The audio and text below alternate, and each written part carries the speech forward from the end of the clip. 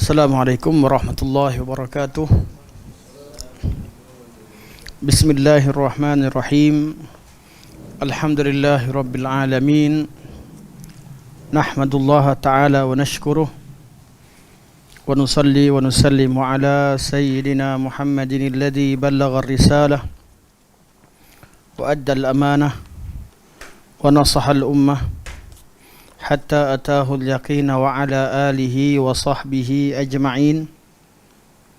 Subhanaka la ilma lana illa ma 'allamtana innaka antal alimul hakim. Rabbi shrah li sadri wa yassir li amri wahlul 'uqdatam min lisani yafqahu qawli. Amma ba'd. Jazakallahu khair, barakallahu fiik. Fa inna asdaqal hadits kitabullah wa khairal hadi hadi Muhammadin sallallahu alaihi wasallam wa syarrul umuri muhdatsatuha wa kullu muhdatsatin bid'ah wa kullu bid'atin dhalalah wa kullu dhalalatin finnar. Thumma amma ba'd.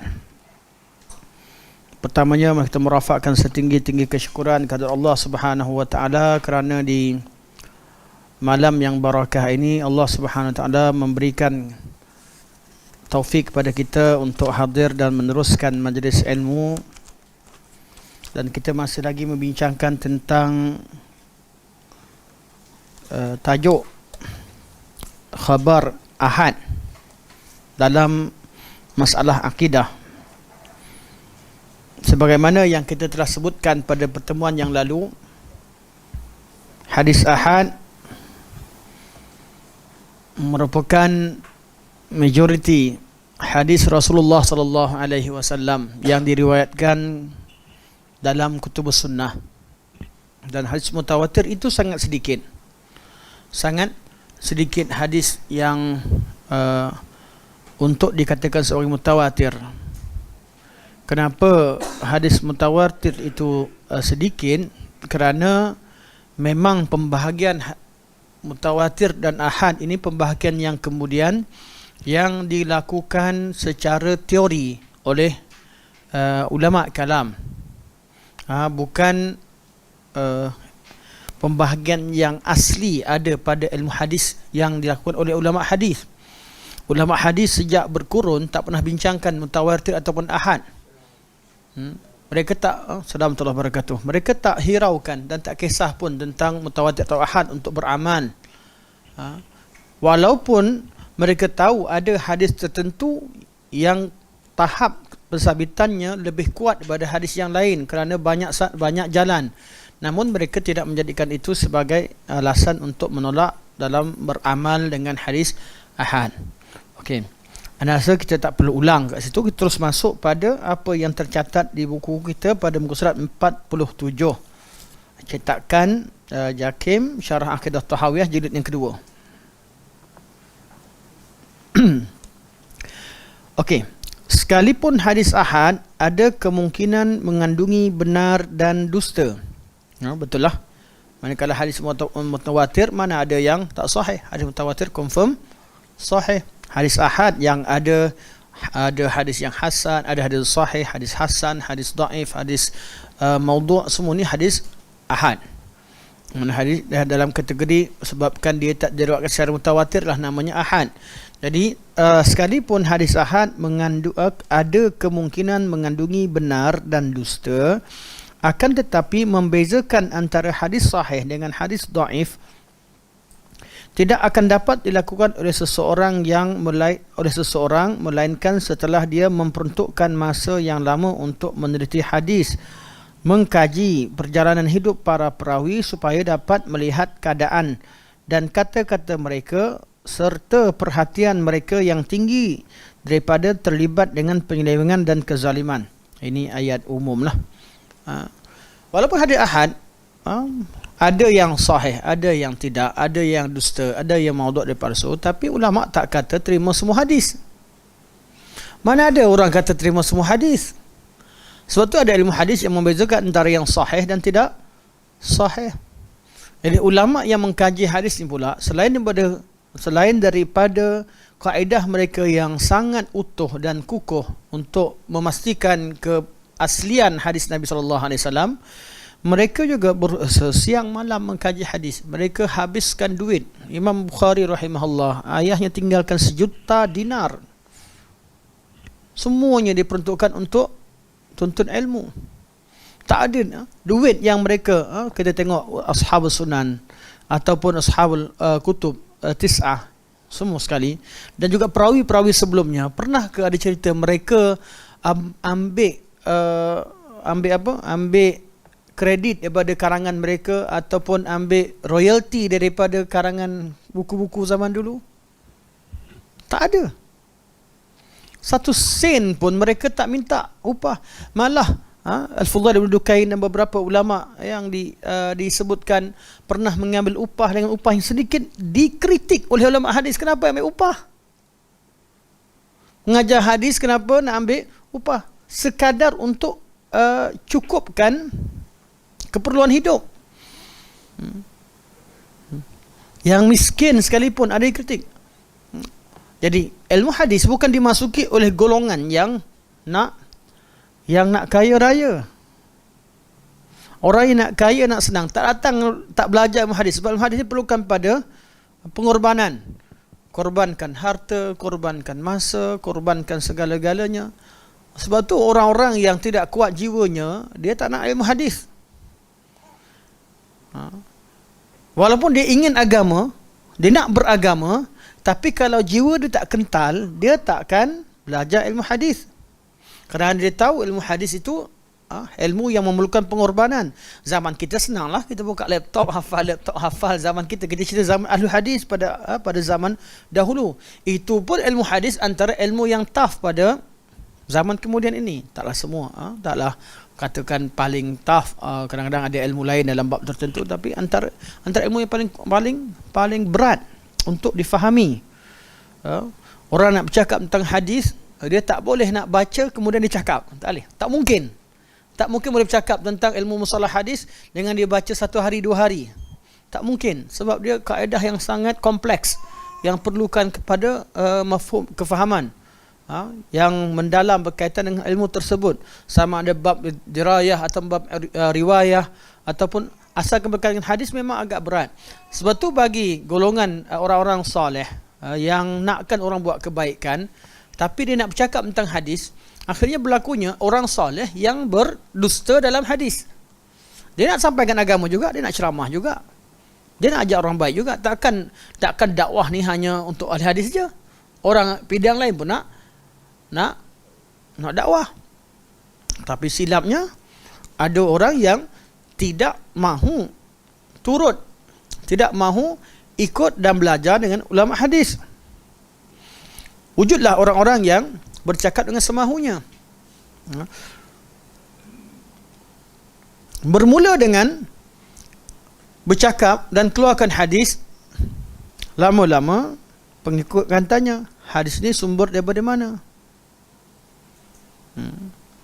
Last sekali timbulnya kaedah, tak apa, amalan asalkan baik, hadisnya sahih tak sahih tak apa, asalkan benda tu baik. Apa salahnya benda baik?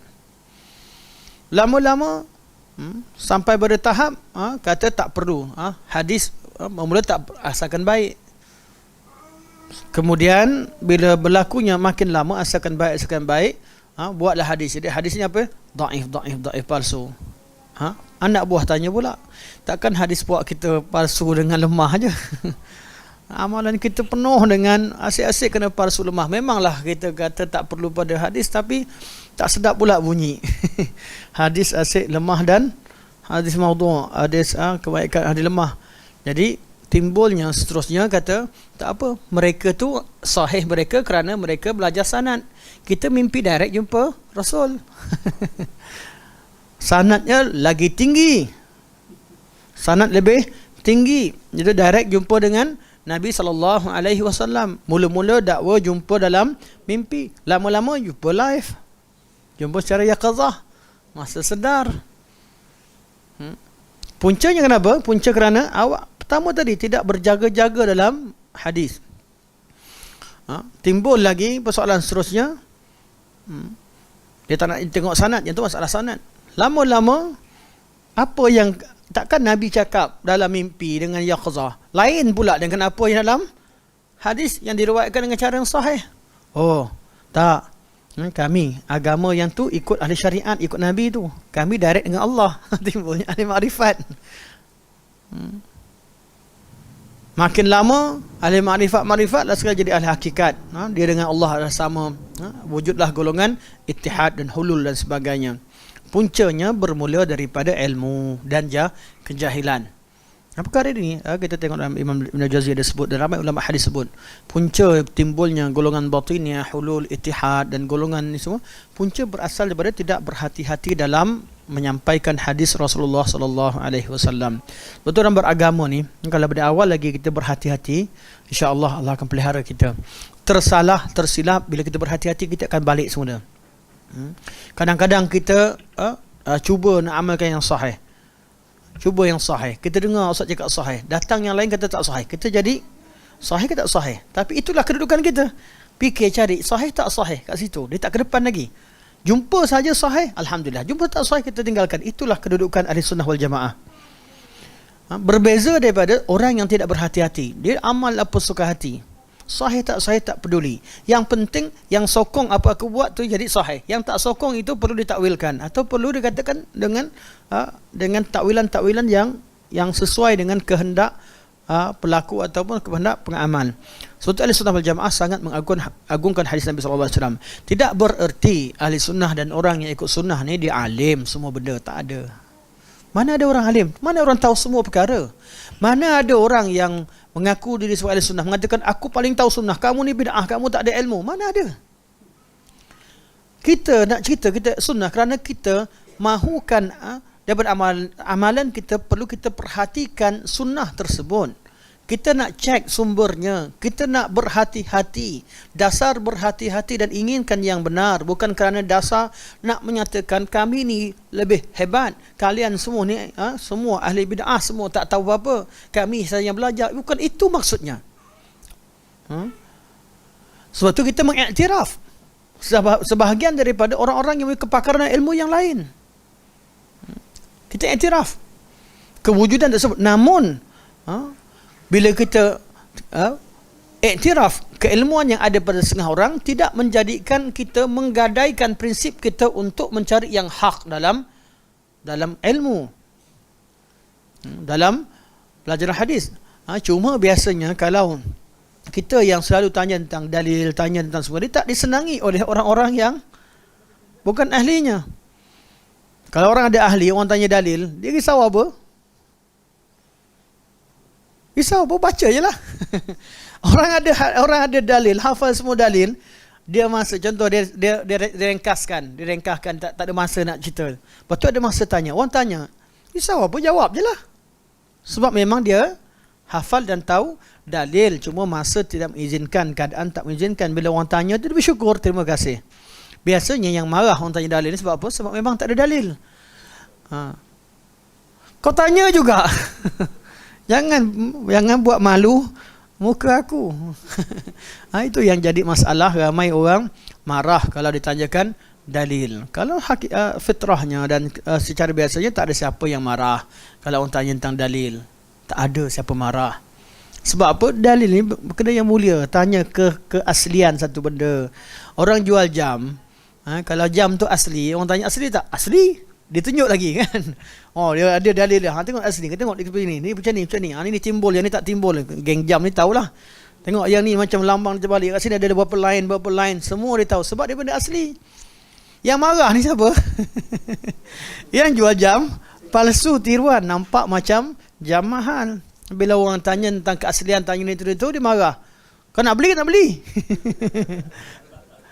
Pasal orang terima macam tu je. Pasal orang beli je. Mana orang nak beli?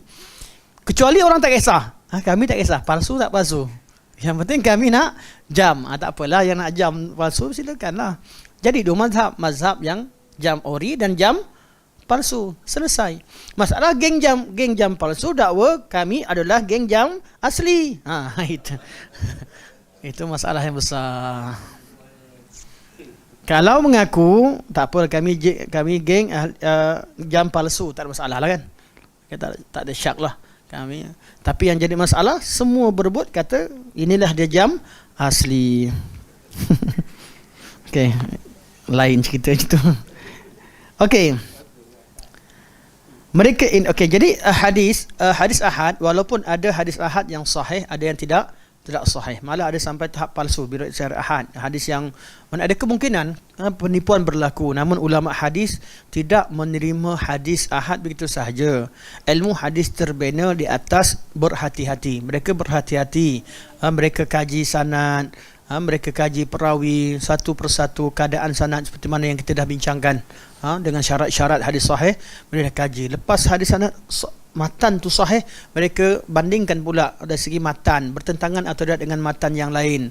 Kalau dia anggap sebagai bertentangan, ada ilmu nak gabungkan, nak tahu macam mana, adakah ada perbezaan, tengok pada tarikh.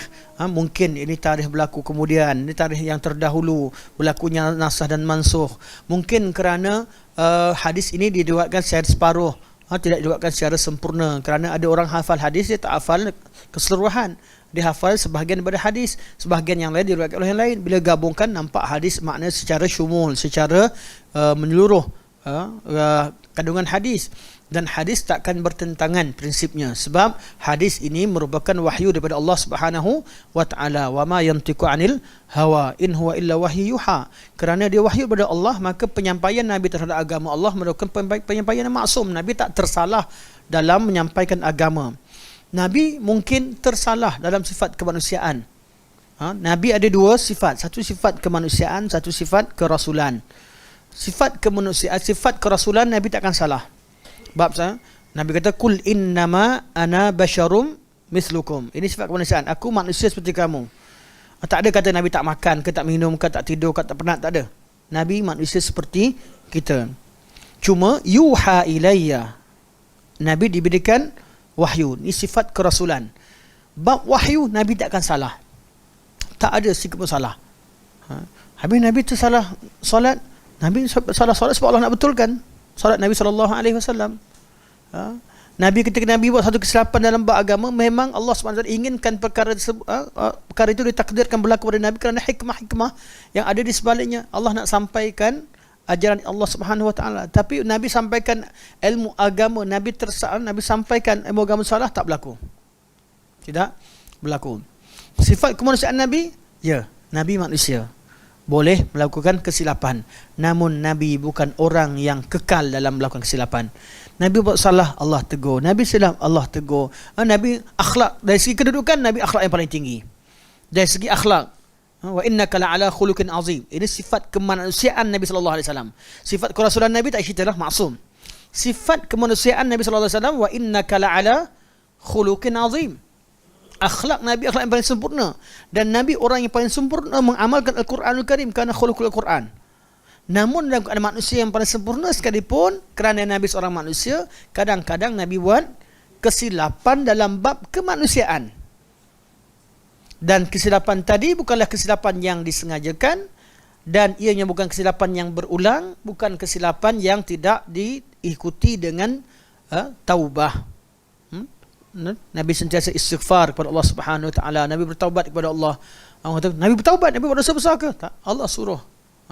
Allah kata, "Idza jaa nasrullahi wal fath wa ra'aitan nasa yadkhuluna fi dinillahi afwaja fasabbih bihamdi rabbika wastaghfir innahu kana tawwaba." Itu arahan Allah Subhanahu wa taala kepada Rasulullah sallallahu alaihi wasallam. Okey. Jadi seterusnya kita baca, mereka ini kalau ditakdirkan hendak dibunuh, mana orang al-hadis, mereka tetap tidak akan membenarkan seseorang mengada-adakan sesuatu terhadap Rasulullah. Al-hadis ni, mereka takkan biarkan orang tipu hadis Nabi SAW sampai hari kiamat. Ada di kalangan mereka dipenjarakan hanya kerana menyampaikan perkara yang sahih. Kalau ikutkan senang, duduk diam, cari tempat yang selesa, cukup. Tapi kebanyakannya yang menyampaikan perkara yang sahih di zaman waktu-waktu tertentu, mereka ini tidak disenangi ketika menyampaikan yang hak, melakukan nahi mungkar. Bila buat nahi mungkar ni orang tak senang. Orang tak senang. Zaman Imam Ahmad, orang nak elak bila dekat takut dipancung. Zaman Ibn Taymiyah sama, orang nak elak daripada dia takut dipancung, takut terpalit. Dan berlaku hingga ke zaman mana-mana. Ada putus kawan, tak nak berhubung. Sebab apa? Sebab kau ngajar tempat tu, nanti orang kaitkan aku pula dengan itu dan sebagainya. Berlaku banyak. Sebab perkara ini berlaku sampai bila-bila. Jadi mereka ini kalau ditakdirkan hendak dibunuh, mana kalau orang nak bunuh sekalipun, suruh dia tipu hadis Nabi SAW. Ahlul hadis, ini cerita pada zaman ulama hadis. Mereka tetap tidak akan membenarkan seseorang mengada-adakan sesuatu terhadap Rasulullah SAW. Tengok, nak adakan hadis palsu untuk mewujudkan satu amalan, mereka berjuang sampai korbankan nyawa. Tak ada masalah, mereka nak korbankan apa sekalipun untuk pertahankan hadis Nabi SAW. Apatah lagi ada orang yang ajar tak payah hadis Nabi pun boleh beramal. Tak ada kualiti langsung hadis. Zaman dulu, kenapa mereka tetap zaman dulu ada perawi, ada yang ditangkap kerana mendusta, kerana dia buat hadis targhib dan tarhib, fadail surah, fadilat surah, ditangkap, dipenjarakan, malah dibunuh. Ada setengah kerana nak galakkan orang baca Al-Quranul Karim yang confirm sahih, yang memang amalan yang sahih, tapi ditangkap kerana apa? Kerana memalsukan hadis. Dan mereka ini, kenapa mereka palsukan hadis? Mereka nak orang beramal dan mereka nak orang pegang dengan hadis.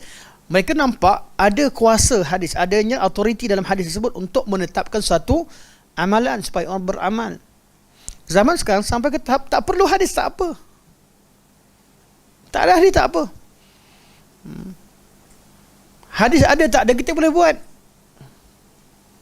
Asalkan kita rasa baik. Dulu benda yang dah confirm sahih, datangkan hadis-hadis yang menceritakan kelebihan, ditangkap. Zaman sekarang tak payah ada hadis pun tak apa, asalkan baik. Lepas tu datang hadis kemudian. Tak stop kat situ. Orang tanya hadis mana? Hadis mana? Pergi kat situ tanya. Maka wujudlah fadilat yang lebih tinggi. Amalan dibuat, amalan sambutan, amalan awal doa awal tahun, akhir tahun. Buat. Lepas tu orang tanya hadis mana? Jumpa. Mana orang terima tak hadis? Orang awam sampai bila-bila pun nak ikut mana-mana ustaz pun saya tanya, hadis ada? Tak ikutlah, tak kira grup mana sekalipun. Pergi ikut sekali, pergi minta kat kubur mana ke, dia tanya, hadis ada? Hadis ada. Oh ada, boleh sebenarnya. Yang menipunya yang bawa. Orang awam dia ikut je kat mana-mana, mereka nak kebaikan. Mereka kan sentiasa bertanya. Maka wujudlah kelebihan-kelebihan yang diada-adakan. Dulu amalan yang sahih dibuatkan, dicarikan dalil. Sekarang amalan tak sahih, buat dalil, pahalanya berganda-ganda lebih daripada yang sahih. Ini yang berlaku dan telah berlaku pada sejak lama sebenarnya. Sampai zaman sekarang. Sekarang ni ada apa lagi? Adab-adab yang dibuat-buat. Apa? Naik gunung apa? Naik gunung mandi dengan jerai. Mandi di telaga apa saya. Saya minta maaf. Pengurusi kita hantar mesej kat saya. Saya buka. Tak boleh nak masuk sebab handset saya ada masalah lain sikit daripada ni. Jadi saya nampaklah kata mandi tajuk cantik nampaklah. Saya baca kejap. Alang-alang kita komen sikitlah. Mandi tak khurafat, ia bergantung kepada niat. Betul lah, mana ada mandi khurafat? Mandi khurafat ke? Hari-hari mandi kat rumah, mana khurafat? Tapi kalau mandi kat kaki gunung, kata ni adab naik ke ni, pergi ke tempat wali sekian dan sekian, ni adabnya. Nak tanya ni apa lagi? Memang mandi tu kerana nak ziarah. Tuan-tuan pernah pergi tengok orang pergi tengok haji agama Buddha. Tak kira pergi kat Buddha Gaya ke, pokok Bodhigaya atau pergi Lambini, pergi mana buat haji. Mana lawat tempat Buddha lahir, tempat Buddha pokok Buddha tree, pergi ke tempat Buddha meninggal semua sekali. Itu nama haji, the pilgrim of Buddhist, of Buddhism. Mana tengok macam mana pengamalannya. Pergi ziarah tempat orang meninggal, tempat meninggal semua sekali, dan pergi dengan adab-adab dinamakan sebagai pilgrim. Betul aja sebutnya betul? Macam mana? Pilgrim, haji. Tuan-tuan jangan ketawakan saya bahasa Inggeris. Sebab tu saya tak cakap bahasa Inggeris. Baca boleh faham, tapi nak sebut jadi malu sebab selalu salah. Mengaku daripada awal saya mengaku ni. Disebut sebagai pilgrim. Betul? Betul. Haji. Pergi sama ada mazhab Hinayana yang pergi ke India, pergi ke tempat Buddha Gaya kalau begini, ataupun mazhab Mahayana yang pergi ke gunung Himalaya sebagainya dengan pecahan-pecahannya yang bagaimana, semua sekali pergi ziarah tempat orang meninggal, tempat ni ziarah di tempat-tempat tertentu dengan tujuan ibadat dengan cara tertentu dinamakan sebagai pilgrim. Macam buat haji. Apa tu lagi mulakan dengan mandi, dengan tuan-tuan boleh buka. Tuan-tuan boleh buka kalau sekadar nak tengoklah macam mana mereka buat haji di dalam agama lain. Sebab tu jangan mudah-mudahkan, jadikan tempat sebagai tempat ziarah. Kemudian cipta amalan satu, kemudian buat satu, kemudian minta kat situ. Apa beza dengan haji? Mandi dulu, pakai pakaian tertentu, tukar pakaian, naik, pergi buat, solat kat sini. Ada yang minta buatkan tempat, ada yang pergi tawaf kat kubur, ada yang pergi minta dan sebagainya. Apa beza? Saya tak nak tuan-tuan terima dulu, tuan-tuan buka cek kat YouTube. Siapa kat rumah boleh cek sekarang.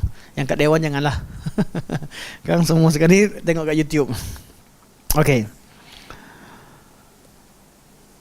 Mereka ini kalau ditakdirkan hendak dibunuh, itu mereka tetap tidak akan membenarkan seseorang mengada-adakan sesuatu terhadap Rasulullah sallallahu alaihi wasallam, dan mereka sendiri juga tidak akan mengada-adakan sesuatu terhadap baginda sallallahu alaihi wasallam. Okey. Para perawi ini telah membawa agama ini kepada kita sebagaimana ia disampaikan kepada mereka. Macam mana inilah amalan perawi-perawi hadis Nabi sallallahu alaihi wasallam. Kita tengok teks asal. Tak apa, selagi maknanya walaupun terjemahannya sedikit ini, tapi masih maksud asal. Jadi saya kekalkan saya. Mereka ini merupakan pemelihara Islam dan pendukung iman. Yang jaga Islam siapa? Ulama hadis sejak daripada zaman dahulu. Orang kata ulama hadis ni tak ramai yang tahu usul fiqh. Betul tak? Tak betul. Satu. Mana taknya yang tahu usul fiqh semua korang masukkan jadi usuli, tak jadikan ahli hadis. Imam Syafi'i jadi ulama usul, ulama fiqh. Sejak Imam Syafi'i lah hadisnya. Imam Ahmad jadi imam, kata ahli hadis tak faham usul fiqh, tak faham fiqh. Habis yang empat mazhab ni siapa mereka? Hadisin. Hanya Imam Abu Hanifah yang tidak dalam kategori muhadisin yang hebat dari segi hadisnya, tapi beliau tetap muhaddisin walaupun beliau dalam bab riwayat beliau lemah, namun bab dirayah beliau orang power, hebat.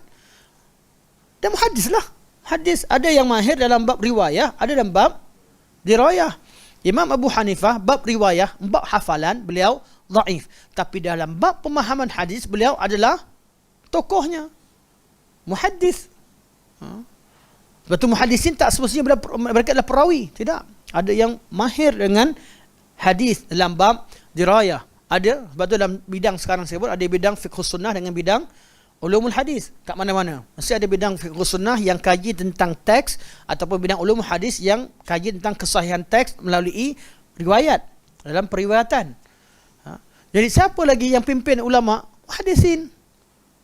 Sejak daripada awal sampai sekarang. Cuma ramai bila zaman kemudian, bila dipecah-pecahkan bidang, betul lah ada orang belajar hadis yang tak belajar usul fiqh, tapi tidak bermakna ilmu usul fiqh itu lekang dan hilang daripada ulama hadis. Ada yang tak belajar, tapi kebanyakan mereka lepas mereka hafal hadis, mereka belajar kaedah untuk memahami hadis. Mana mungkin orang belajar dan biarkan macam tu. Dari segi kemampuan, ada orang mampu sampai ke tahap hafal dan belajar hadis, tahu sahih tak sahih. Tapi dari segi bab fiqh hadis, mereka serahkan kepada orang lain. Ada orang yang memang kaji tentang lepas belajar tentang riwayah, mereka belajar tentang dirayah. Tetapi ulama usul mesti bergantung kepada ulama hadis kerana mereka yang menjaga nas sahih ataupun tidak. Ulama hadis bergantung pada ahli usul dalam istinbat. Nak tahu tentang makna hadis. Ulama usul bergantung kepada ahli hadis dalam melihat sahih atau tidak teks yang ingin dikaji. Kerana usul fiqh takkan terjadi kecuali dengan nas. Betul? Siapa belajar usul fiqh? Ramai ustaz-ustaz, confirm.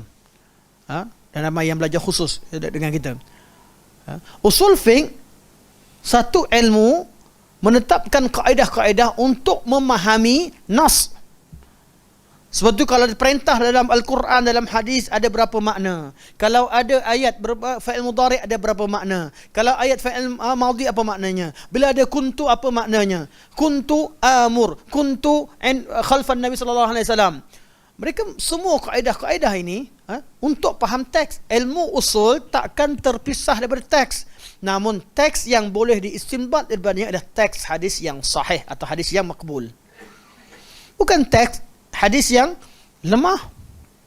Sebab tu keperluan ulama usul fiqh merujuk kepada ulama hadis lebih daripada keperluan ulama hadis kepada usul. Sebab apa? Sebab usul ini dia mengeluarkan hukum. Ulama hadis memastikan kesahihan. Sudah pasti bila mereka pastikan kesahihan, mereka akan bergantung. Automatik mereka akan dengar pada ulama dirayah. Secara automatik. Sebab tu bagi ulama hadis yang belajar bab fiqh sunnah, sudah pasti mereka mengkaji ilmu usul fiqh.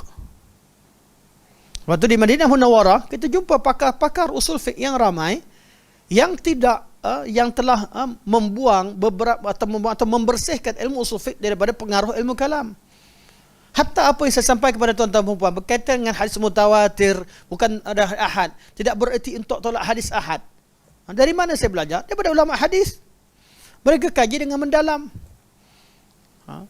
Sebab tu ilmu-ilmu ini perlu dilihat oleh pakar-pakar. Dalam ilmu usul ada tokoh-tokohnya, namun tetap perlu ulama hadis cek balik. Adakah benar beberapa hadis yang menjadi perbincangan dan usul itu boleh diguna pakai kerana kesahihannya. Perlu dicek kesahihannya dan sebagainya. Okey, mereka adalah peneliti hadis.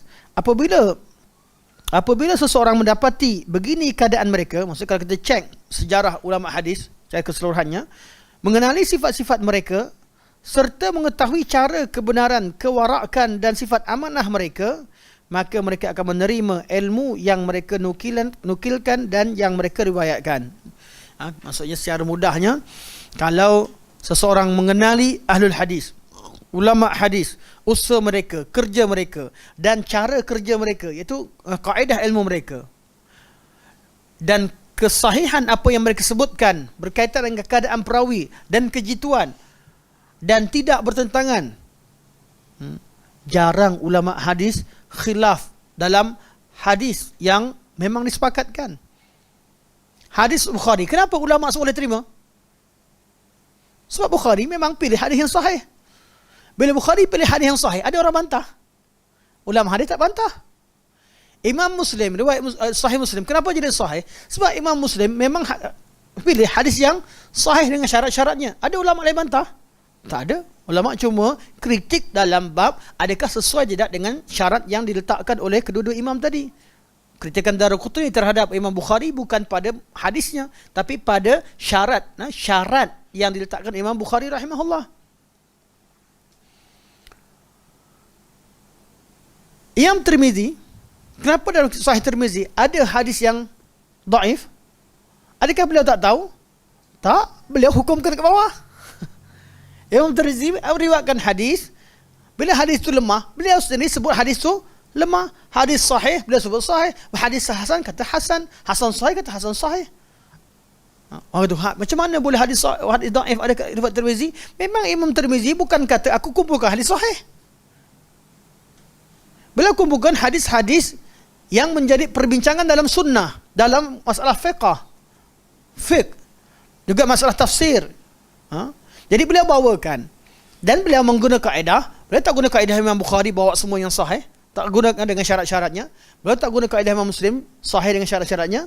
Beliau mengambil kaedah, ambil hadis. Walaupun hadis itu hadis yang dhaif, tapi dhaif dengan syarat-syarat tertentu, ada boleh dijadikan sebagai iktibar.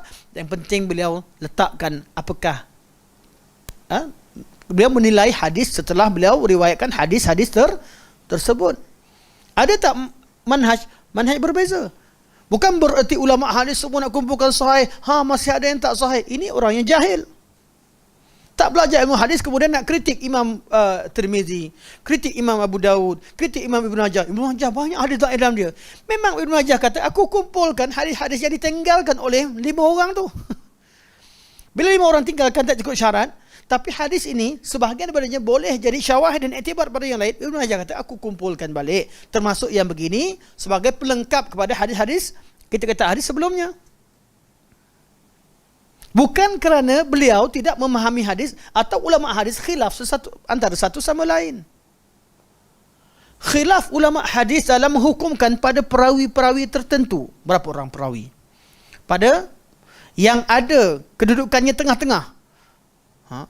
Kira khilaf nak jadikan hadis sahih dan hadis dhaif tadi naik atau tidak jadi level kepada hasan li ghairi. Hadis-hadis yang begini jadi khilaf. Yang pergi tolak hadis, tinggalkan hadis ahad yang hadis yang confirm sahih. Siapa suruh? Belajar di mana-mana? Tak belajar. Bukan belajar di mana, memang tak belajar. Tidak memahami manhaj ahlul hadis. Betul, Imam Bukhari rahimahullah dalam kitab hadis kebanyakan hadis ahad dan diterima oleh seluruh umat. Itu yang kita talaqqul ummah bil qabul. Hadis Bukhari dan hadis Muslim. Adakah yang lain tak diterima? Diterima, tapi diterima dengan syaratnya. Kitab Tirmizi, kitab Abu Daud, kitab Ibn Majah, kitab Nasai diterima, tapi dengan syarat mereka. Oleh kerana mereka tak syaratkan sahih, kita pun tak kata semua sahih. Sebab mereka sendiri kata tak semua yang ada kitab yang dalam kitab mereka adalah sahih. Ada syaratkan diamalkan, ada syaratkan ada kitab fiqh, ada syaratkan bila disebutkan oleh ulama-ulama yang tertentu, ada macam-macam syarat untuk melengkapkan ilmu sunnah. Sebab tu perlu dirujuk kepada ahli hadis dalam memahami mana-mana hadis. Datang ahlul kalam, mereka tak belajar hadis, mereka musuh ahli hadis. Ahlul kalam lawannya ahlul hadis. Pada zaman dalam bab akidah memang bergaduh sejak pada zaman salafus salih, sejak pada zaman adanya ulama-ulama hadis. Mereka musuh ahli hadis, tiba-tiba mereka buat syarat untuk ahli hadis. Ini yang berlaku. Ada ulama hadis buat syarat untuk ilmu kalam. Ada kata ilmu kalam, ilmu bid'ah, tolak habis dah. Ilmu ni ilmu tak pernah diajarkan, tak betul, dah tak sibuk. Mereka pula tolak ulama hadis, tak nak terima kami lebih pandai. Kami begini begitu. Duk minta orang iktiraf ilmu dia. Orang tak terima. Sampai lama, kami bersihkan lagi. Ni dah bersih dah ni. Sampai bila? Sampai berhujungnya, tak selesai masalah ahli hadis. Lepas tak selesai, mereka pula buat kaedah. Hadis syarat dia macam ni. Ulama hadis kena ikut. Sebab tu perbincangan tentang mutawatir ahad tak dimasukkan kitab hadis dengan jarak masa yang lama. Walaupun ia telah mula dibincangkan sejak daripada zaman Ibrahim An-Nadham. Pada tahun lebih kurang 80 hingga 100 Hijriah. Tapi ulama hadis tak terima. Bukan mereka tak tahu ada manfaatnya untuk kenal mutawatir ahad, tapi itu jadi peluang kepada golongan ini untuk menolak hadis Nabi SAW yang sahih atas alasan ahad. Ditambah pula pada zaman ramai orang tak faham istilah dan sebagainya. Oh, ni hadis ahad. Kita mendengar hadis ahad ustaz. Oh, hadis ni ahad. Sebelum tu kena faham betul apa makna hadis ahad. Ini yang nak disampaikan oleh Syekh rahimahullah. Sesiapa yang mempunyai pengetahuan dan ilmu akan mengetahui bahawa ahli hadis mempunyai ilmu tentang keadaan perjalanan hidup Nabi SAW. Ini kepakaran lah.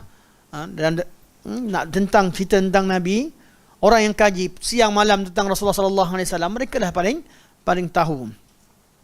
Sesiapa yang mempunyai pengetahuan dan ilmu akan mengetahui bahawa ahli hadis mempunyai ilmu tentang keadaan perjalanan hidup Nabi SAW.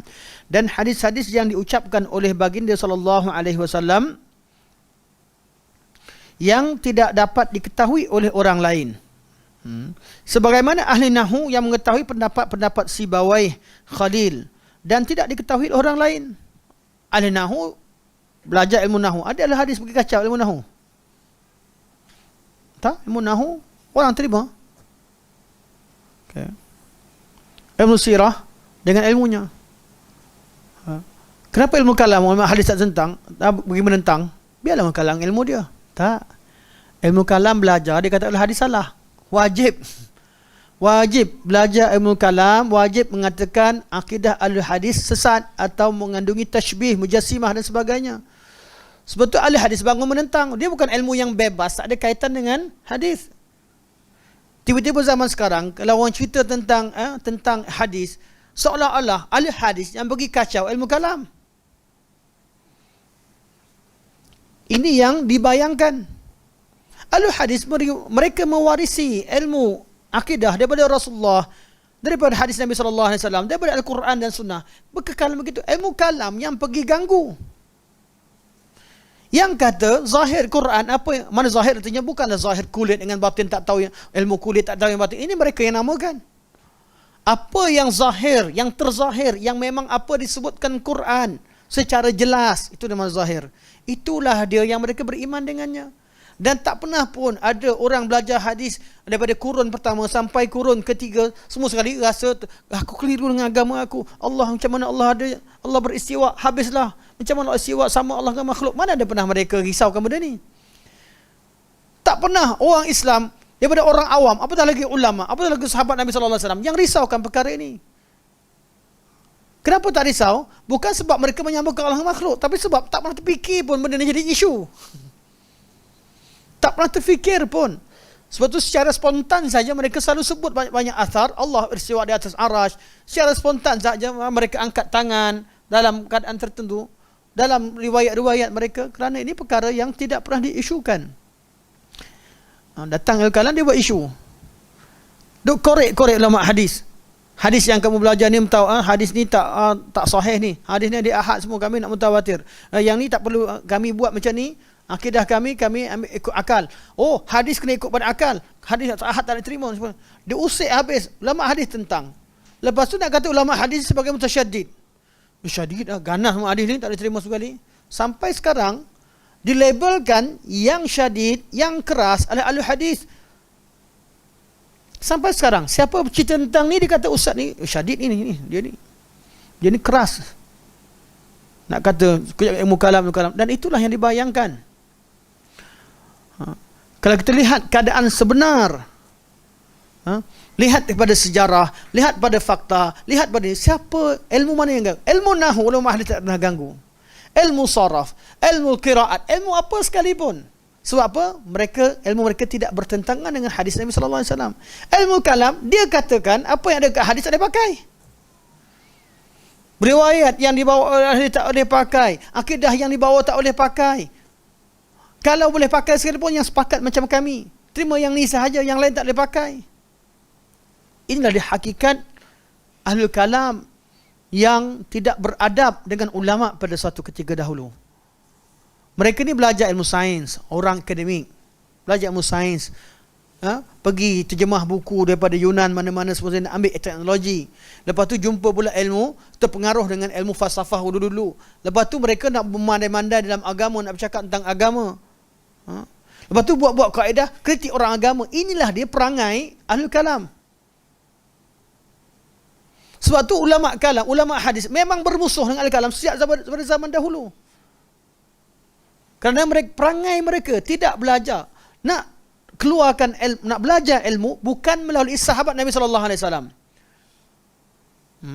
Tak melalui riwayat, tak melalui guru. Mereka istinbat dengan akal. Mesti belajar direct daripada akal. Akal kita yang mampu. Kalau belajar ikut yang lain, taklid. Dia kata. Taklid dengan Nabi pun mereka khilaf. Sah atau tidak sah iman? Awalul wajib al mukallaf. Tuan-tuan buka dalam mana-mana buku tak kalam. Tak kira mazhab mana sekalipun.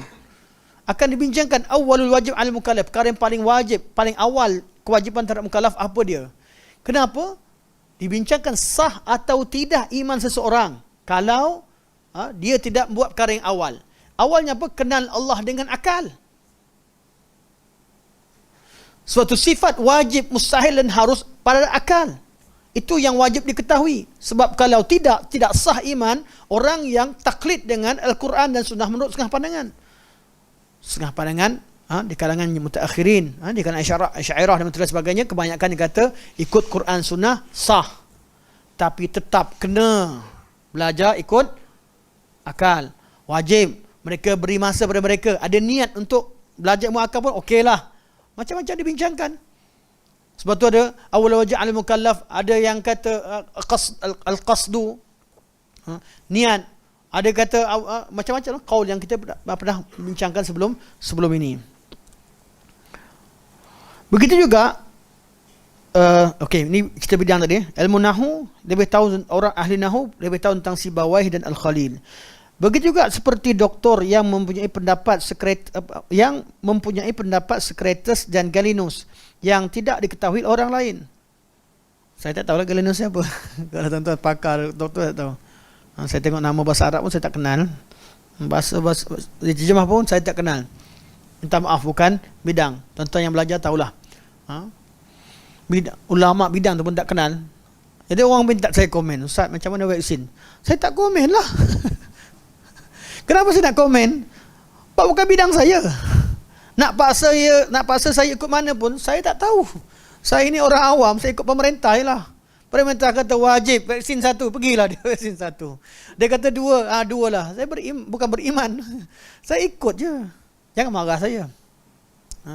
Orang kata salah, saya tengok. Sebahagiannya termakan juga. Orang kata, tapi cek balik ni balik. Oi, tak, ini hujah ni ada tutup, ni betul, ni sebagainya. Kita orang awam. Dalam bidang perubatan, sampai sebut nama tokoh perubatan pun tak kenal. Macam mana nak komen tentang ilmu perubatan? Untuk diri saya nak amal apa dan sebagainya, orang kata sehat minum air kelapa. Memang saya minum air kelapa. Sebab sedap selain pada sehat. Kan? Kalau orang kata benda yang kita suka, orang kata sehat, ada khasiat, itu paling bagus. Kan? Paling seronok benda yang kita sedia amalkan dan kita suka. Itu biasa. Tapi jangan jadi tokoh. Jadi masalah bila berlaku isu, bukan ahlinya bercakap. Tak pernah masuk universiti, tak nak belajar tentang sains, tak nak belajar ni, tiba-tiba cerita tentang vaksin. Orang tak percayalah, bukan sebab tak nak percaya apa dia cakap, tapi kepakaran tu tidak ada.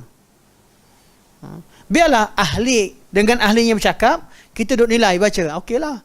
Khilaf-khilaf pun sekadar antara ahli, kita mendengar. Tapi bila bercakap macam-macam kampung mula bercakap, sini begitu, tak tahu mana satu yang betul. Sampai sekarang saya tak tahu mana satu betul. Sampai sekarang, walaupun badan dah pernah vaksin dah. Geram pun ada, kena vaksin lagi dengar geram. Tapi macam mana, kita bukan pakar. Nak kata suka tak juga. Nak kata tidak tak juga. Sebab kita tak tahu, kita taklid. Perlu ikut kepada orang yang kita percaya. Dan saya yakin kerajaan tidaklah nak bunuh rakyat. Itu yang saya yakin. Benda yang saya yakin. InsyaAllah pihak-pihak atasan tidaklah berniat jahat untuk membunuh rakyatnya sendiri. Kalau mereka tersalah, pasti akan ada orang yang akan bersuara. Suatu bila ada yang bersuara, kita cek pula macam mana hujah masing-masing, jadikan ia sebagai perbincangan yang lebih sihat, lebih ilmiah. Wallahu a'lam. Setiap orang itu mempunyai pengetahuan yang lebih daripada orang lain. Saya nak tanya tentang pisau. Cari siapa? Mana pakar pisau kita? Ada? Kita ada pisau ke, lampu picit ke. Semua kita ada pakar kat sini. Tanyalah apa sekalipun. Ada pakar. Nak tanya tentang masakan, mana tokoh masak ni tak ada. Kedai buka ni. You lupa. Bos dekat sini. Kita ada bos. Tokek kedai, tokek restoran, ada. Takkan nak pergi lawan. Untuk komplain boleh lah, tak sedap. Tak apa kan? Tiap-tiap orang ada bidang. Dan tak ada orang yang mahir 100%. Sebab tu tak ada orang yang boleh sombong. Tuan-tuan sekarang duduk, ramai duduk depan saya. Walaupun saya bercakap dalam ilmu, tapi jauh dalam hati saya sangat hormat dengan semua. Tiap-tiap orang saya pernah tanya tentang bidang-bidang. Sebab banyak benda saya ambil manfaat daripada tuan-tuan perempuan. Cikgu, pengalaman. Kalau cikgu, minta maaf cikgu, saya bukan mengumpat cikgu. Kat belakang saya selalu jual nama cikgu. Tapi saya puji macam mana semangatnya seorang yang berusia sebegini. Yang dah 70 lebih ya? 71. Masya Allah. Jarak bukan jauh. Bukan jauh. Bukan dekat. Tuan-tuan, saya pun ada rumah di Bukit Beruntung. Masa awal-awal ke sini sesat balik-balik. Nak kenal Baitul Salam. Rumah beliau berdekatan di sebelah sana, di Serendah, di Bukit Beruntung arah sana. Datang malam-malam dengan usia begini, suami isteri. Dalam keadaan kadang-kadang sakit, kadang-kadang hujan, kadang-kadang naik motor. Orang yang saya jadikan sebagai salah seorang inspirasi untuk saya, untuk menuntut ilmu. Kadang-kadang bila saya susah, saya ingat, Masya Allah, ramai lagi orang yang menempuh jalan untuk menuntut ilmu. Sebab tu hadis Nabi SAW, man salaka tariqan yaltamisu fihi ilman sahalallahu lahu bihi tariqan ilal jannah. Siapa yang bersusah payah, pilih jalan, bersusah payah mencari ilmu, Allah tak sebut lagi tentang orang alim. Ni hadis yang lain. Ni hadis orang yang bersusah payah, ambil jalan, pilih jalan, cari jalan untuk tuntut ilmu. Sebab tu tak sama orang tengok online dengan yang datang. Kecuali lah kalau tak ada masalah kenderaan, masalah semua. Tapi tak sama yang usaha hadir datang dengan orang di rumah. Tak sama. Ada nilainya usaha kita dalam mencari ilmu. Mungkin orang kat rumah dicari yang lain tengok sebagainya. Tapi kalau belajar kat rumah, susah. Selalu penceramah bercakap, saya dah tidur. Yang banyak komplain isteri saya lah. Dan satu penceramah yang saya tak pernah dengar, jarang saya dengar. Siapa? Diri sendiri. Sebab tu banyak yang dah lepas-lepas kata, kalau dengar suara sendiri macam tak sedap. Ya ke aku cakap kat atas tu? Memang antara penceramah yang saya tak klik. Buka YouTube ya, ada nama aku, alamak. Cari yang lain. Cari yang lain. Buat pernah dengar. Cuma kadang-kadang kalau takut minggu lepas salah, kita salah, cek balik lah. Betul, saya akan betulkan semula. Kadang-kadang kita tersalah, kadang-kadang kita hadis yang tak jelas, kadang-kadang ayat Quran tak keluar sebagainya. Yang tu kita cek semula lah. Sekadar itu, sekadar tahu. Atau tak tahu berhenti kat mana. Itulah nak dengar sendiri punya pun. Ilmu kita berapa banyak. Orang kata kononnya lah, kalau ada orang kata, Masya Allah Ustaz tu tahu ini. Kita yang tahu ilmu kita sekadar mana. Kadang-kadang benda yang sama mengayat sana sini. Kadang-kadang berlaku. Allah Maha mengetahui apa yang ada pada diri kita. Sebab tu kita perlu mengiktiraf bahawa semua orang ada ilmu pengetahuan, semua orang ada bidangnya. Hormatilah bidang tersebut sekiranya bidang itu memang bidang yang ada nilainya. Jangan pula Pak Bomoh kata kami pun bidang tak ada nilai, jangan iktiraf. Sebab tu kemunculan Ahlul Kalam bila mereka diiktiraf. Kenapa timbulnya tokoh kalam dan akhirnya mereka menguasai dunia Islam bila mereka diberikan kredit. Ada orang pergi menuntut dan jadikan mereka sebagai alim ulama. Ulama salaf jadikan mereka orang jahil. Dan itu sepatutnya dilakukan oleh kita. Supaya tidak ada kredit. Macam tu Ustaz, banyak sesatkan orang zaman sebelum kalam. Tak. Imam Ghazali walaupun beliau tokoh kalam, tapi beliau adalah tokoh usul fiqh. Beliau tokoh dalam ilmu akhlak. Kita terima bab-bab yang sesuai Quran dan Sunnah. Bukan kerana ilmu kalamnya. Dan beliau pun telah bertaubat dari ilmu kalam. Imam Haramain, tokoh kalam. Tapi orang terima Imam Haramain ada kerana kalamnya? Tak. Imam Haramain jadi tokoh yang hebat kerana ilmu fiqh, kerana ilmu usul, kerana kaedah-kaedah usul yang beliau terapkan. Kesilapan beliau dalam bab ni, sepatutnya kita lebih tahu tentang kedudukan seorang ulama. Habis semua ulul kalam, adakah ulul kalam semua tak ada guna? Tak. Ahlul kalam macam kita belajar kalam juga. Tapi apa yang salah, kita kata salah. Apa yang betul, kata betul. Apa yang kalam cakap betul, kita pun terima. Tapi kenapa kita larang orang awam untuk belajar? Sebab mereka tak tahu bezakan yang mana betul dan salah. Pengkategorian yang ada ilmu kalam itu mengelirukan orang awam. Bila belajar tentang sifat wajib, mustahil dan harus bagi Allah, mereka bayangkan seolah-olah memang sifat wajib itu diwajibkan oleh syarak. Betul tak? Itu yang dibayangkan. Lepas tu pengkategorian yang tidak ada dalam nas. Ketika bincangkan tentang sifat ma'ani, mereka namakan lawan ma'ani sifatul a'yan. Kategorikan. Sifat Allah itu ada yang ma'ani, ada yang a'yan. Yang ma'ani diterima, yang a'yan tak diterima. A'yan artinya ada jisim lah. Ada ainnya. Yang ma'ani yang tak ada ainnya. Dia hanya sifat yang wujud tapi tak nampak ain. Mendengar, melihat. Mendengar bukan dengan telinga. Kita kata, kita ketika cinta tentang Allah, kita cerita sekadar apa yang Allah beritahu. Mana tahu ayan ke ain? Buat apa nak pecahkan ayan ataupun ain? Kenapa nak pecahkan sifat tu, nama ayan dan nama ain, sedangkan Allah tak beritahu pun ayan ataupun ain. Allah hanya beritahu Allah mendengar, Allah melihat. Kenapa kita yang limitkan? Allah tak boleh begini, Allah tak boleh begitu, sedangkan Allah tak beritahu pun. Pengkategorian dan ilmu tersebut, kenapa dinamakan sebagai ma'ani, kenapa nama a'yan, kenapa nama begini begitu, pengkategorian itu sendiri pun telah mengelirukan sejak daripada awal.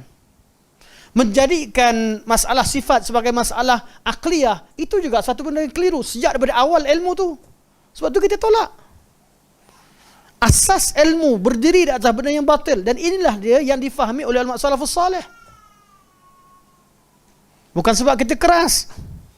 Ramai orang cakap keras itu bukan. Tak, kita kata habis yang betul, banyak ayat Quran kalau alhamdulillah ayat Quran diterima. Syaratnya mesti pemahamannya betul seperti mana yang diajarkan oleh Nabi dan sahabat. Sebab ayat Quran Allah tak turunkan begitu saja. Ada maknanya yang diterangkan oleh Nabi SAW, diterangkan oleh sahabat. Ada mafhumnya. Mafhumnya kena ikut sahabat. Tak kira daripada kitab mana sekalipun. Cuma untuk orang awam, mereka mana tahu beza yang mana betul salah. Sebab tu ulama kerja mereka memberi panduan. Nak cari, okey, bab akidah pergi kat sini. Belajar dengan ulama sekian dan sekian. Okey, bab fiqh, ini pakarnya. Ada yang pakar akidah fiqh semua, ini orangnya. Ini nahu belajar sekian. Kita bagi ketunjuk. Kalau orang tanya pada saya, belajar akidah dengan siapa? Belajarlah dengan salafus salih. Ada buku mereka tak ada? Melambak. Tak tahu buku? Message. PM, saya senaraikan buku. Dah hafal ke belum? Dah baca ke belum? Banyak buku. Adakah ulama sunnah tak karang kitab? Banyak kitab mereka. Terlalu banyak yang perlu kita beri perhatian dalam penulisan-penulisan akidah pada ulama-ulama terdahulu. Suatu sampai sekarang dalam kitab-kitabul iman, dalam kitabul sunnah, kitabul i'tisam, ataupun dalam kitabul tauhid yang ada dalam kutub sunan, syarahkan itu pun memadai untuk faham apakah akidah yang ada pada ulama sunnah dalam kitab kutub sunnah. Tapi kenapa tak disyarahkan? Dilimitkan ilmu akidah, bab uluhiyah tak dibincangkan, bab mandi safar tak mandi safar, mandi gunung kaki gunung tak mandi kaki gunung. Ajar, cuma nak beritahu, mandi dia bergantung pada niat. Memang bergantung pada niat. Kalau lah mandi bergantung niat, mandi safar tak salah, bergantung pada niat. Mandi apa lagi? Mandi hari Isnin, hari Selasa, hari Rabu. Tentang Ikmal kata, aku kahwin hari Rabu. Akmal kata, saya kahwin hari Rabu. Jadi ada anak-anak keturunan saja kena mandi hari Rabu dengan niat adab dengan bapa. Boleh? Jangan suka hati. Kalau tu agama nak kata sunnah akmal lah. Tapi jangan kaitkan dengan agama. Jadi kalau ada orang yang buat sesuatu adab yang menyerupai dan menyamai adab agama, itulah yang dinamakan sebagai bid'ah. Salah satu daripada bentuk bid'ah. Kalau disertai dengan kepercayaan yang karut dan marut, itu namanya khurafat. Khurafah, benda yang direka-reka. Okay. Orang percaya atas gunung tu ada berkat. Ada berkat. Cerita macam-macam. Saya baru dengar ceramah, tak cerita lah, tapi ceramah orang buat maulid atas Gunung Jerai. Di situlah datangnya Abdul Qadir Jalani suruh anak murid datang kat situ. Roh Abdul Qadir Jalani hadir, menziarahi dengan cara rohaniah sebelum dia meninggal. Datang yang ni cerita lagi, cerita ni, saya kata subhanallah. Saya pun tak pernah dengar tentang Gunung Jerai. Tak sampai lagi. Macam-macam cerita. Cerita tentang roh ni, siapa beritahu? Abdul Qadir Jalani zaman bila? Zaman Nabi pun orang datang tanya tentang roh Nabi, tak jawab. Allah jawab, wa yas'alunaka 'anir ruh. Qulir ruha min amri rabbi. Itu zaman Nabi. Sampai zaman dia tahu roh siapa yang datang. Siap cerita, kita ni dapat rasakan orang-orang soleh hadir. Kalau kalian tak dapat rasakan, yakinlah mereka hadir. Amboi. Dia dapat rasakan hadir dan begini dan begitu, tahu begini begitu. Kalau kalian tak dapat rasakan, yang dahsyat. Yakinlah mereka hadir. Dia buatlah cerita, hadis palsu keluar. Saya tak ingat apa hadis dia keluarkan. Nabi Muhammad tentang, tak tahu roh siapa yang Nabi hormat, saya lupa dah. Roh Ja'far. Ja'far hadir, Nabi tiba-tiba jawab salam. Tiba-tiba buat hadis palsu. Bila kita katakan hadis palsu, ni palsu sisi ulama hadis. Kami ulama tasawuf kata sahih. Siapa ajar dia ulama tasawuf sahih, hadis kata tak sahih? Macam mana boleh sahih? Kalau ilmu tasawuf, ilmu yang kaji hadis tak apa. Okey. Seterusnya, sekiranya penjual buah ditanya tentang minyak wangi, siapa jual buah sini? Sekarang ni masalah kita, orang jual buah, dia pun jual minyak wangi. Betul tak? Tak apalah, kurang Syekh. Okay. Tuan-tuan, saya promote sikit.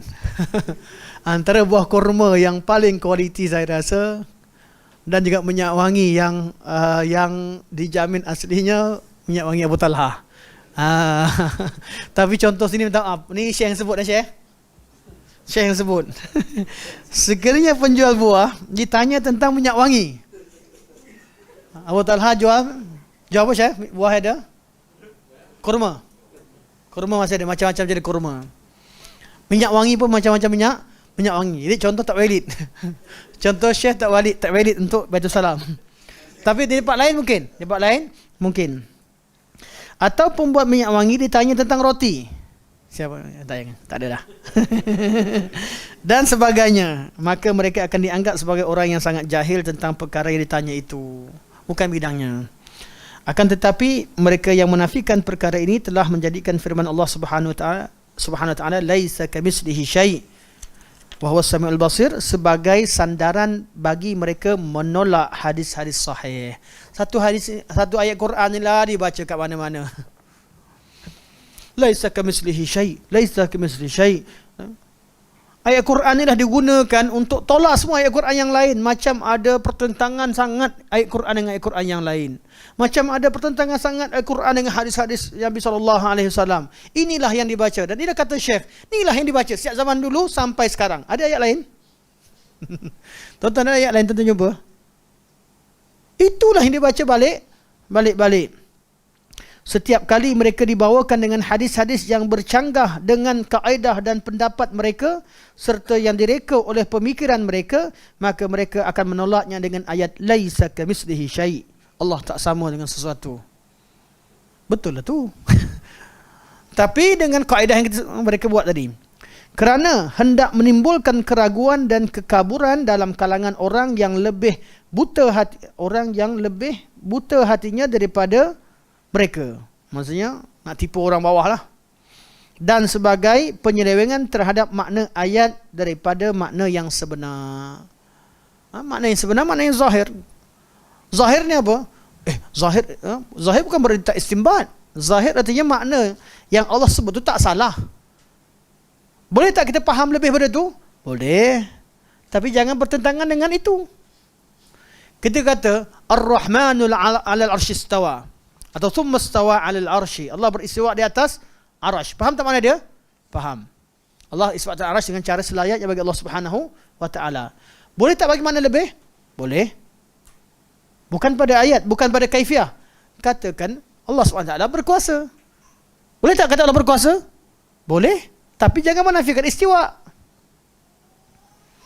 Katakan tangan Allah berada di atas tangan-tangan mereka. Kita faham maksudnya? Faham. Boleh tak faham lebih? Boleh. Allah bila tangan Allah di atas mereka, maksudnya apa? Allah dari segi sifat, tahu Allah memiliki sifat tangan, kerana Allah menisbahkan sifat padanya. Dari segi makna, Allah berkuasa pada mereka, urusan mereka ditadbir oleh Allah Subhanahu wa taala. Boleh atau tidak? Boleh, bukan kita menafikan.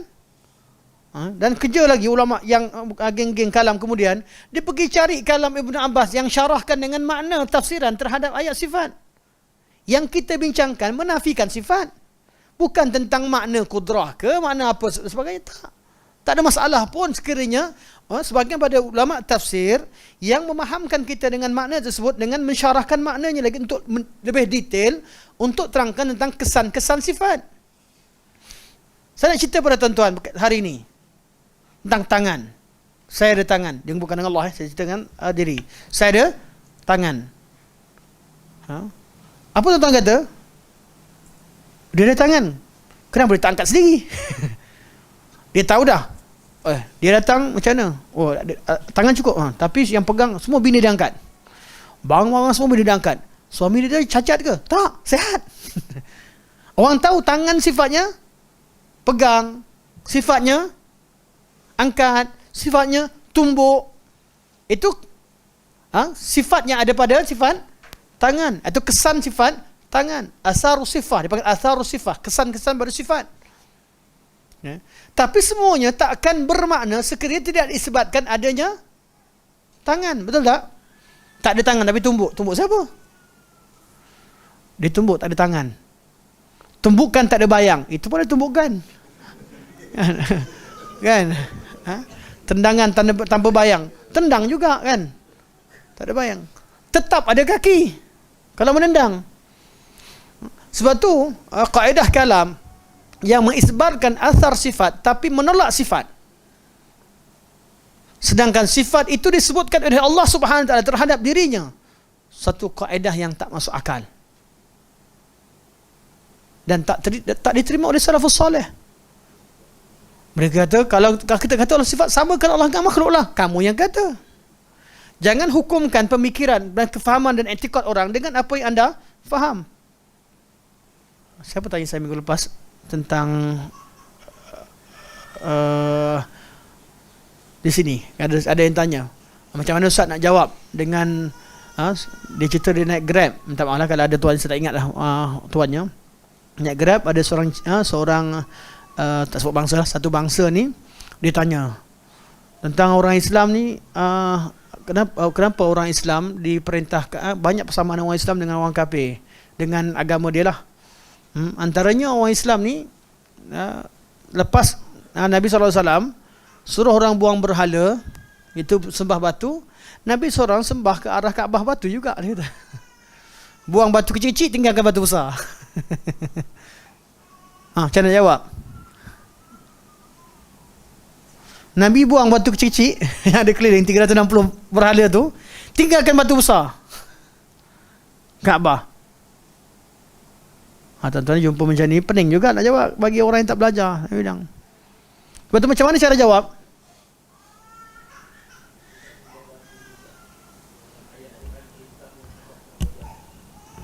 Hadap wajah Allah, menghadap ke arah wajahmu ke arah kiblat. Okey.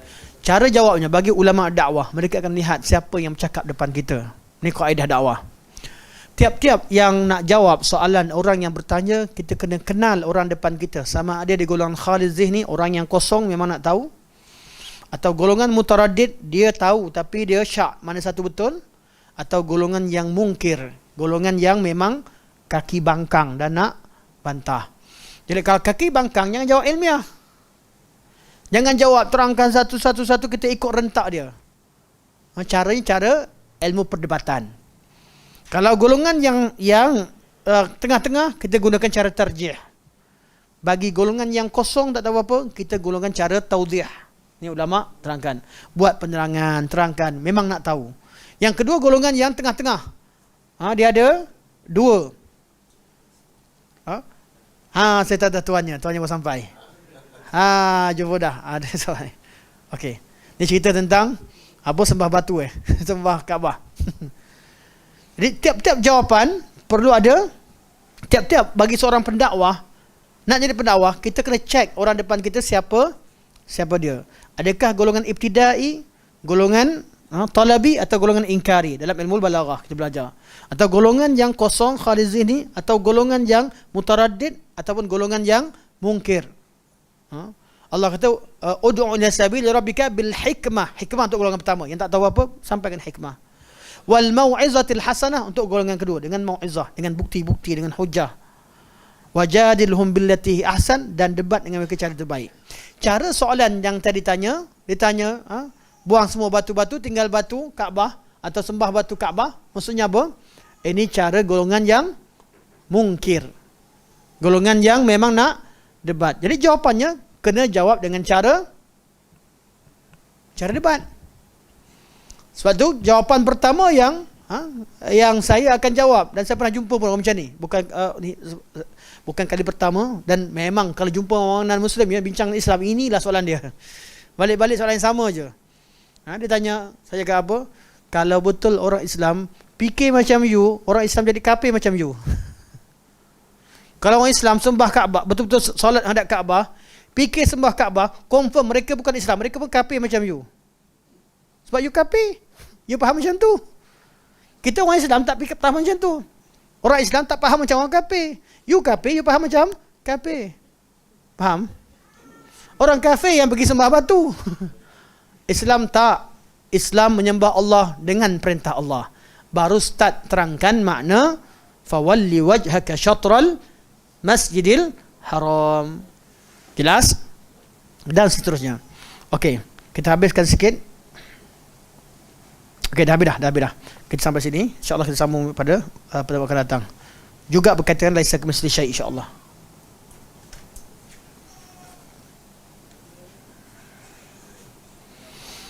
Ya? Perenggan pertama. 30 bulan 30.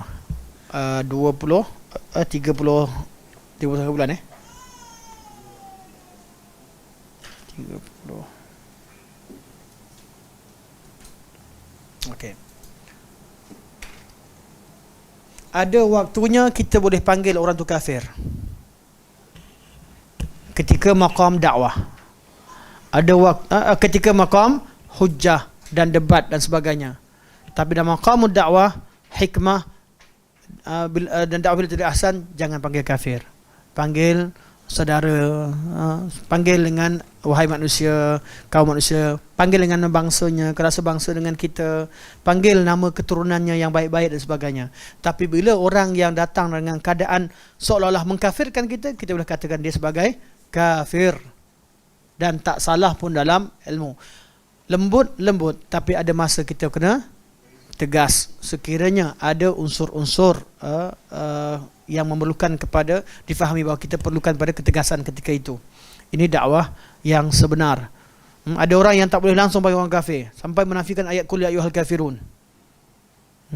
Ada orang yang sentiasa kafirkan orang. Semua kafir, tak betul kafir. Orang kafir pun Allah panggil ya ayyuhan nas. Ni semua orang yang panggil kafir. Okey. Ada orang yang ada soalan lagi pelik lah. Dia kata, masa bid'ah ni kat Quran tak sebut. Banyak lah. Nanti cerita lain kali. Okey, kita buka soalan. Ada soalan ringkas insyaAllah. 10:45. Tak payahlah buka soalan. Okey, sampai sini saja. InsyaAllah. Kalau sekiranya ada soalan, tuan-tuan boleh ni. Dan secara ringkas untuk soalan daripada tuan pengurusi kita, bukan soalan, beliau hantarkan link tadi, dengan ada yang mengatakan bahawa mandi di bawah mandi tidak khurafat, bergantung pada niat, secara prinsipnya betul. Tapi kata-kata itu perlu dilihat kepada waqi', kepada praktikal. Mandi kat mana yang tak berniat. Kalau orang pergi mandi betul-betul nak pergi kat hotel, nak pergi Mekah, lepas tu mandi pakaikan ihram, confirm dia mandi sunat ihram. Kalau pergi naik Gunung Jerai, apatah lagi diberitahu lagi kat caption bawah tu adab ziarah wali sekian dan sekian sebagainya, perlu mandi dulu, adabnya kena mandi. Saya tengok video tu, mula dengan kaki dan belah kanan dulu, macam mana macam itulah ada-adanya. Itu confirm lah, itu yang difahami. Adakah perlu kita kata bid'ah? Ya, amalan itu bid'ah. Orangnya jahil, mungkin dia akan berubah pada satu hari nanti. Dia tersilap ketika ini. Tak perlu pun kita nak cari nama dia, bagi bodoh-bodohkan dia, tak perlu. Mungkin dia akan berubah pada satu hari nanti. Dia tak tahu. Waktu sekarang, waktu dia amal buat video, dia masih jahil dan diinginkan kebaikan di sebalik amalannya, sedangkan dia tersalah. Wallahu alam.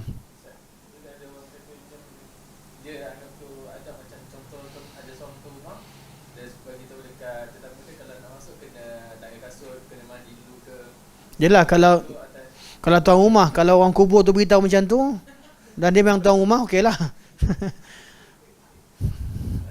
Kena tahu siapa tuan sebenar. Kalau orang mati tak ada milik, tak ada harta, tak ada apa dah.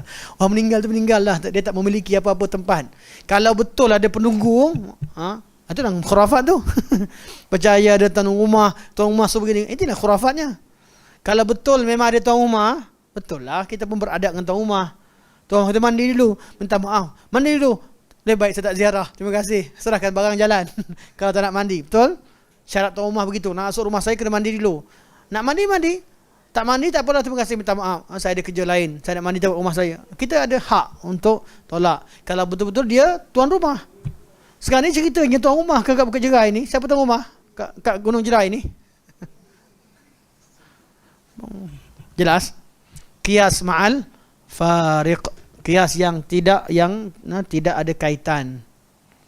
Lainlah kalau kita percaya memang gunung ni ada penunggu dia, ada tempat wali-wali, tempat mulia. Itulah khurafat dia tu. Mana dengan dia kata tuan rumah kata begitu-begitu, itulah khurafatnya. Itulah yang dikatakan sebagai khurafat. Mandinya bukan kosong, mandi disertai dengan kepercayaan yang palsu. Khurafah. Jelas? Subhanakallah walhamdulillah, asyhadu an la ilaha illa anta, astaghfiruka wa atubu ilaik. Wa sallallahu ala sayyidina Muhammad wa ala alihi wa sahbihi wa baraka wa sallam. Walhamdulillahirabbil alamin. Wassalamualaikum warahmatullahi wabarakatuh.